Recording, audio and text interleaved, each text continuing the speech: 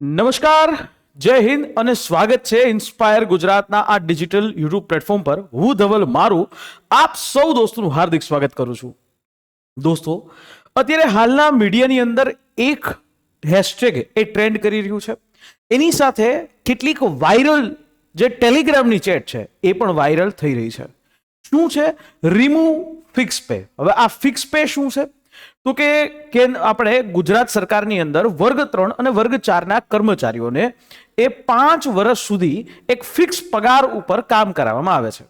જો કે આ નીતિ છે એ શરૂઆત થઈ હતી 1998-99 સાલથી. ત્યારે સૌથી પહેલા પ્રાથમિક શિક્ષકોના પગારો છે એને ફિક્સ પેમાં રાખવામાં આવ્યા.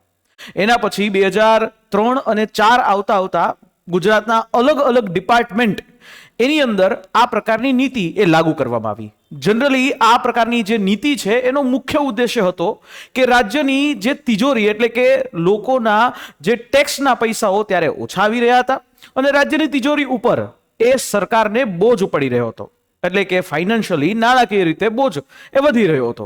પણ ત્યારબાદ 2006 આવતા એક કાયમી નિયમ કરી નાખવામાં આવ્યો કે વર્ગ 3 અને વર્ગ 4 આ કર્મચારીઓનો જે પગાર છે એમનામાં 5 વર્ષ સુધી ફિક્સ પે ઉપર કામ કરવું પડશે. શરૂઆતની અંદર આના દરો ખૂબ નીચા હતા. ત્યારબાદ 2017 ની અંદર 19,900 જેવો પગાર એ કરવામાં આવ્યો. છેલ્લે 2023 ની અંદર ફિક્સ પેના જે કર્મચારીઓ છે એના પગારમાં 30% જેવો વધારો કર્યો અને એ પગાર થયો 26,000 રૂપિયા પ્રતિ મહિનાના અંતર્ગત. એ હાલમાં રાજ્યની અંદર જે પણ વર્ગ 3 અને વર્ગ 4 માં રાજ્ય સરકાર અંતર્ગત ભરતીઓ ચાલી રહી છે એની અંદર નોકરી જે છે એમાં આ પ્રકારે એ વાત કરવામાં આવી. હવે છેલ્લા ઘણા સમયથી કર્મચારી મંડળ આંદોલન એ કરી રહ્યું છે. ઘણી વખત ટ્વિટરની અંદર આ જ પ્રકારના હેશટેગ એ ટ્રેન્ડિંગ થઈ રહ્યા છે.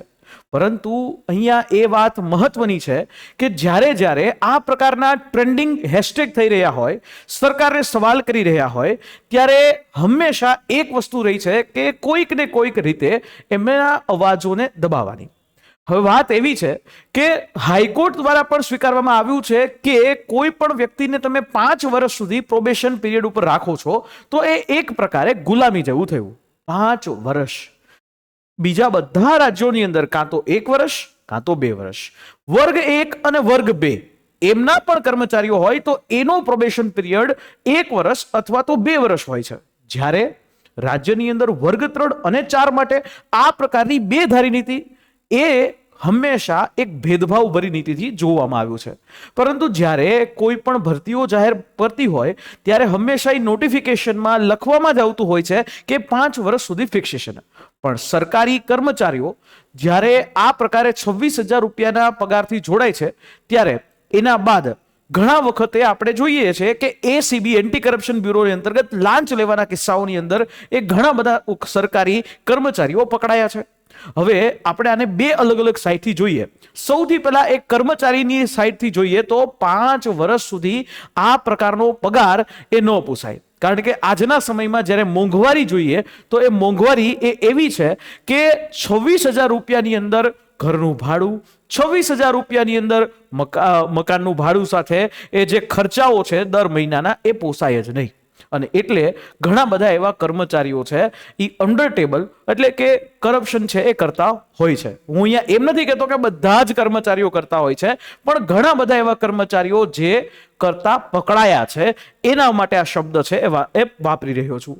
અહીંયા મારો આ વિડીયો બનાવવાનો ધ્યેય એ કોઈ પણ સરકારી કર્મચારીના હિતોને નુકસાન પહોંચાડવાનો નથી કે એની જે સરકારી કર્મચારીઓને જે એની ઇજ્જત છે એનું માન છે ખરડાવવાનો નથી. પરંતુ એક વાત એ તમારા માટે એ સામે એ લોકોની મૂકી રહ્યો છું. અહીંયા તમે એના નજર ઉપરથી જુઓ તો હંમેશા તમને એવું લાગશે કે ચોક્કસથી આ પ્રકારની નીતિ છે એ ભેદભાવ ભરી છે. જ્યારે વર્ગ 1 અને વર્ગ 2 ના કર્મચારીઓ છે એમને જો ફૂલ પે મળી શકતો હોય તો વર્ગ 3 અને વર્ગ 4 ના કર્મચારીઓને શા માટે ન મળી શકે? બરાબર.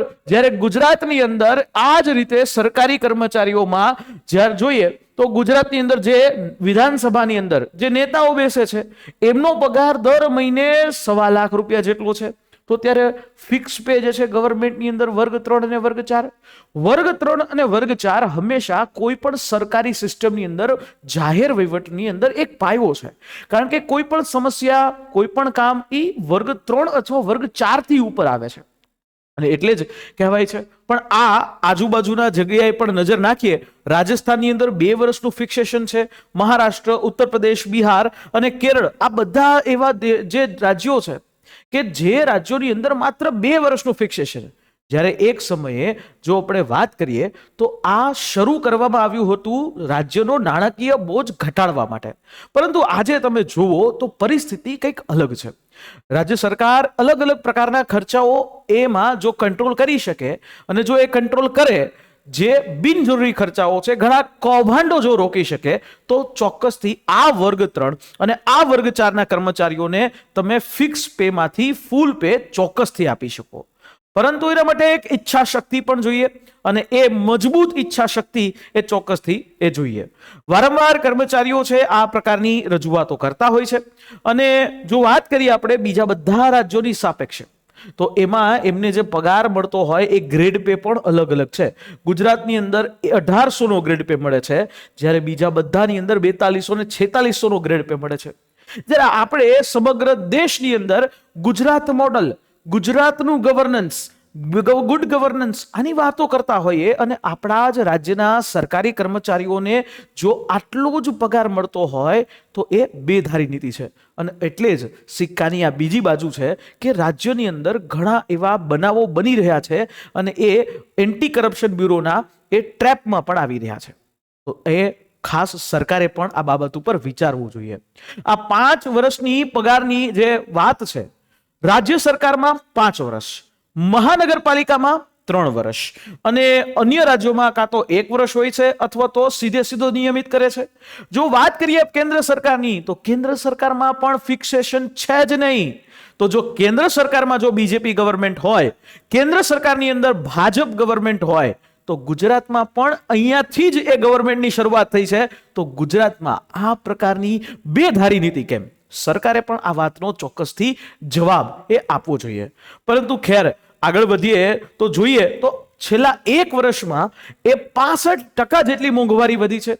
કેન્દ્ર સરકારના કર્મચારીઓનો જ્યારે ડિયરનેસ અલાઉન્સ વધે છે, ત્યારે આ કર્મચારીઓનો પણ ડિયરનેસ અલાઉન્સ એ વધવો જોઈએ, બરાબર. અને એ 26,000માં કોઈનું પણ પેટ એ પૂરું ન થાય. 26,000 રૂપિયાની જે આ વાતની અંદર એક એની તમે રૂમનું ભાડું કરો તો એને આપણે ગુજરાતની અંદર અલગ અલગ મેગા સિટીની અંદર, અલગ અલગ મેટ્રો સિટીની અંદર રૂમનું ભાડું જ એ 7,000 થી 8,000 રૂપિયા થાય છે. છોકરાઓની ફી તમે જુઓ તો જીવન જરૂરિયાતની ચીજ વસ્તુઓનો ખર્ચો, આ બધું ગણો તો છેલ્લે કોઈ પણ રૂપિયો વધતો નથી. એ તમામ એ કર્મચારીઓની એ વ્યથા છે. જોવા જઈએ તો લોકો, સરકારી કર્મચારીઓ આનાથી સંતુષ્ટ નથી જ. પરંતુ કહેવાય કે હાલમાં ગુજરાતની અંદર સરકારી નોકરીઓનો ક્રેઝ એટલા માટે વધ્યો છે કેમ કે લોકોને એ ખબર છે કે ભાઈ 5 વર્ષ પછી તો આપણે ફૂલ પે થઈ જશું. 5 વર્ષ પછી પણ એ 5 વર્ષમાં જો એ કેન્દ્ર સરકારી નોકરી કરે છે તો એ ફૂલ પે જ હોય છે, બરાબર. આ પ્રકારની બેધારી નીતિઓ વિશે વિચારવાનો, પરિવર્તન લઈ આવવાનો એ સમય ગુજરાત સરકાર માટે હવે એ ચોક્કસથી થઈ ગયો છે. અને છેલ્લા ઘણા વર્ષથી આપણે જોતા આવ્યા છે કે રાજ્યની અંદર કોન્ટ્રાક્ટ સિસ્ટમ વધી ગઈ છે. સરકાર કાયમી પગારની જગ્યાએ સરકાર વિચારી રહી છે કોન્ટ્રાક્ટ પદ્ધતિથી, આઉટસોર્સિંગથી ભરતી કરવા લાગે છે. અને આઉટસોર્સિંગથી ભરતી જે 11 માસની કરવામાં આવે છે અને એમાં પણ આઉટસોર્સિંગ એજન્સીઓ એ ઉમેદવારો પાસેથી એ પૈસાઓ લઈ રહી છે. આ પ્રકારની નીતિ પણ સામે આવે છે. ત્યારે આપણે ચોક્કસથી કહેવું પડે કે આ બેધારી નીતિ. પણ હવે આ બાબતની અંદર જે એક ગ્રુપ ચાલતું હતું, ટેલિગ્રામ ગ્રુપ હતું, જે ટીમ રિમૂવ ફિક્સ પે, એની અંદર ઘણા બધા લોકો જોડાયેલા હતા અને એમાંથી કેટલાક લોકો છે એ એવું કહે છે કે ભાઈ બધા જ આ વિજય પટેલ નામનો કોઈ વ્યક્તિ છે અને એ વિજય પટેલ આ એમ માનીએ કે કદાચ બીજો વ્યક્તિ છે લેભાગુ તત્વ હશે અને એ આવો પ્રકારનો મેસેજ કરી અને આ ગ્રુપ અથવા તો આ પ્રકારની જે મુહિમ છે એને બંધ કરાવવા તરફ આગળ વધતો હશે. પણ ખેર, પણ આ પ્રકારનો ટ્રેન્ડ એવું કહે છે કે ભાઈ હમણાં જ્યાં સુધી આ મુદ્દો છે એ પૂરો ન થાય ત્યાં સુધી કોઈએ કરપ્શન કરવું નહીં. એટલે સીધા આ બાબત ઉપર તમામ કર્મચારીઓ ઉપર સવાલો ઉઠી જાય અને આ સવાલો ઉઠે, કરપ્શન કરતા જો પકડાશે તો સીધા ડિસમિસ જ કરવામાં આવશે. એ તો ચોક્કસથી છે. અને એ પણ જે પણ આ લોકો આ પ્રકારના તત્વો હોય છે અથવા તો જે કરપ્શન એ કરી રહ્યા હોય એવા કર્મચારીઓએ ચોક્કસથી એ સમજવું જોઈએ કે તમે પણ એક સમયે એ આમ લોકો જ હતા. જો તમે પણ કરપ્શન કરશો તો આવનારા સમયની અંદર તમારી આગળવાળા પણ કરપ્શન કરશે. કરપ્શન એ સોલ્યુશન નથી. એ ગરીબ લોકોનો પૈસો છે એ સોલ્યુશન નથી કે જેનાથી તમે એ બહુ પૈસાદાર થઈ શકો. બરાબર. જ્યારે આપણે એ શપથ લેતા હતા, જ્યારે આપણે એ સ્વીકારી આ જોબ, ત્યારે આપણને ખબર હતી કે 26,000 રૂપિયાનો એ પગાર છે અને 5 વર્ષ સુધી ફિક્સેશન છે. તો આ પ્રકારના કરપ્શન છે એ ચોક્કસથી એ ન થવા જોઈએ. અને કરપ્શન છે જે થાય તો એના ઉપર એસીબીએ ચોક્કસ કાર્યવાહી પણ કરવી જ જોઈએ.